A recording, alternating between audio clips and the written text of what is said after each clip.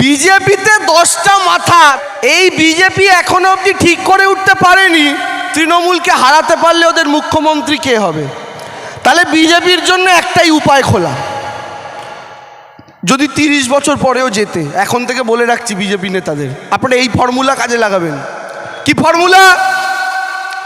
সোমবার মুখ্যমন্ত্রী তথাগত রায়, মঙ্গলবার মুখ্যমন্ত্রী রাহুল সিনহা, বুধবার মুখ্যমন্ত্রী দিলীপ ঘোষ, বৃহস্পতিবার মুখ্যমন্ত্রী অগ্নিমিত্রা পাল, শুক্রবার মুখ্যমন্ত্রী তথাগত রায়, শনিবার মুখ্যমন্ত্রী আমাদের পদ্মপাল, আর রবিবার কোনো কাজ নেই, সারাদিন ঘুমোতে পারবে ওই দিন শুভেন্দু। এইবারের যে 26-এর বিধানসভা নির্বাচন, আপনাদের কাছে দুটো অপশান, হয় মমতা বন্দ্যোপাধ্যায়কে চতুর্থবার মুখ্যমন্ত্রী বানানো, দুটোই দিক খোলা, আর না হলে বিজেপির কাউকে মুখ্যমন্ত্রী বানানো। এখন আপনি যদি চিন্তা করেন যে তৃণমূল জিতলে কে মুখ্যমন্ত্রী হবে, আপনাকে দ্বিতীয়বার ভাবতে হবে না, কারণ আমি আপনি সবাই জানি তৃণমূল যদি আবার জেতে তাহলে মুখ্যমন্ত্রী আমাদের দিদি হবে। কিন্তু যদি এই প্রশ্নটা মঞ্চ থেকে করা হয় ভারতীয় জনতা পার্টি জিতলে মুখ্যমন্ত্রী কে হবে, এই উত্তর বিজেপির নেতাও দিতে পারবে না। কেন দিতে পারবে না? কারণ বিজেপির যে নেতার চেলা মঞ্চে দাঁড়িয়ে তার নেতার নাম নেবে, উল্টো পার্টির চেলা এসে তাকে ধরবে। এই মঞ্চে দাঁড়িয়ে শুভেন্দুবাবু এসছিলেন, তার কোনো চেলা যদি বাই চান্স মুখ ফসকে বলে দিতেন আমাদের আগামীর মুখ্যমন্ত্রী শুভেন্দুবাবু, সাথে সাথে খড়গপুর থেকে দিলীপদা ছুটে এসে দিত এক থাপ্পড়, বলতো শুভেন্দু উড়ে এসে জুড়ে বসে মুখ্যমন্ত্রী হবে, আমি কি জয়নগরের মোয়া বানাচ্ছিলাম? যেই দিলীপবাবু বলতো আমি হব মুখ্যমন্ত্রী, বালুরঘাট থেকে ছুটে আসতো সুকান্ত মজুমদার, বলতো দাদা আমি আমি আমি বাচ্চা ছেলে, নতুন ছেলে, কম বয়স আমার, আপনারা তো হয়ে গেছে, আমাদের দিন। যেই সুকান্ত মজুমদার বলতো, ছুটে আসতো তারও আগের সভাপতি রাহুল সিনহা, বলতো আমি 40 বছর বিজেপিটা করেছি, আমি জায়গা না পেয়ে নতুনগুলো জায়গা পাবে। যেই রাহুল সিনহা বলবে আমি হব মুখ্যমন্ত্রী, আরও আগের সভাপতি তথাগত রায় ছুটে ছুটে এসে বলবে ভাই আমি হব মুখ্যমন্ত্রী। যেই তথাগত রায় বলবে আমি হব মুখ্যমন্ত্রী, হঠাৎ হুগলি থেকে ছুটে আসবে আমাদের দিদি লকেট চ্যাটার্জি, বলবে মহিলার বিরুদ্ধে মহিলা, আমি হব চিফ মিনিস্টার।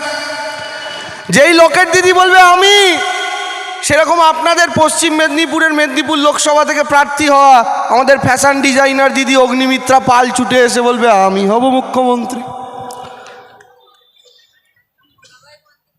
এইটাই হচ্ছে কথা, ঠিক বলেছেন। ইনি বলছেন সবাই মুখ্যমন্ত্রী হয়ে যাবে।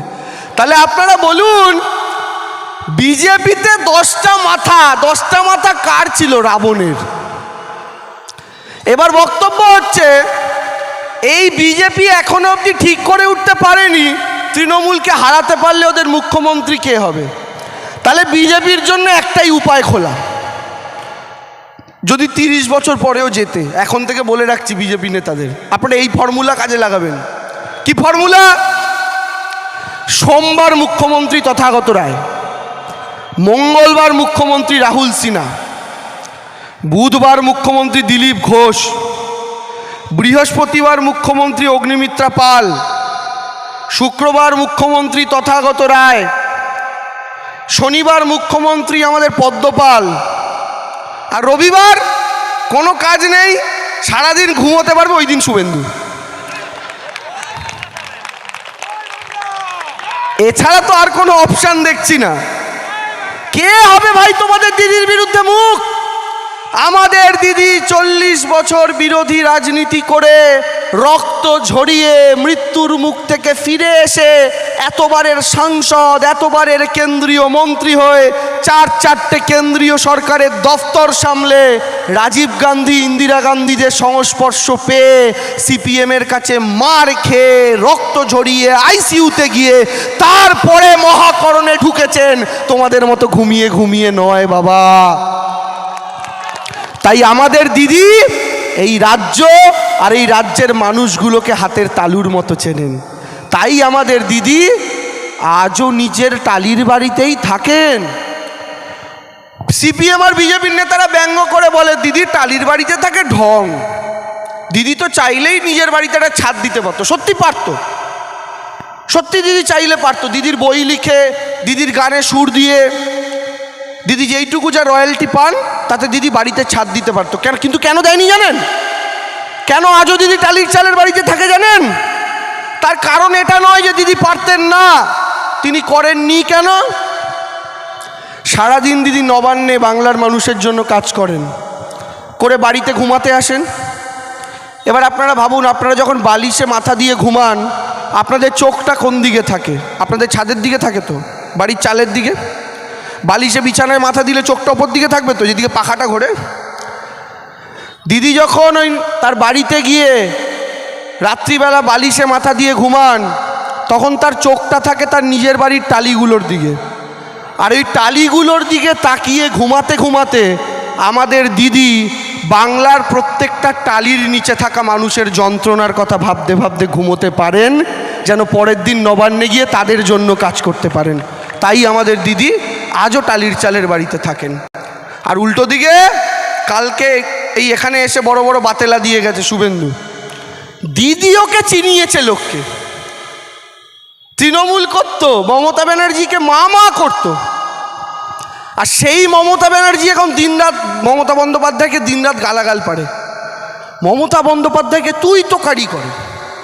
আমি আপনাদের একটা কথা বলছি, এখানে অনেক সিনিয়র দাদা কাকা জ্যাঠারা আছেন, অনেক আরও বয়স্ক মানুষেরা আছেন।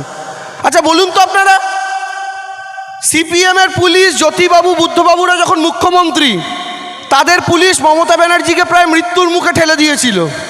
তারপরেও একদিনের জন্য মমতা বন্দ্যোপাধ্যায় জ্যোতিবাবু বা বুদ্ধবাবুকে তুই তুকারি করেছেন? জ্যোতিবাবু বা বুদ্ধবাবু ছাড়া উচ্চারণ করেননি। আর আজকে শুভেন্দু মমতা বন্দ্যোপাধ্যায়কে বলছে তোকে নন্দীগ্রামেও হারিয়েছি, তোকে ভবানীপুরেও হারাবো। তুই মাতৃসম একজন নেত্রীকে, হতে পারে সে তোমার বিরোধী দল করে, কিন্তু তাকে আপনি তুই বলছেন। আর আপনি কে? আপনি সেই নেতা যিনি নেতা হতে পেরেছেন ওই নেত্রীর জন্য, যিনি পূর্ব মেদিনীপুর থেকে আপনাকে তুলে এনেছিলেন। আপনাকে কেউ চিনত না, রাস্তা দিয়ে গেলে বলতো শিশিরবাবুর বেটা যাচ্ছে, আপনার নামটা লোকে জানতো না।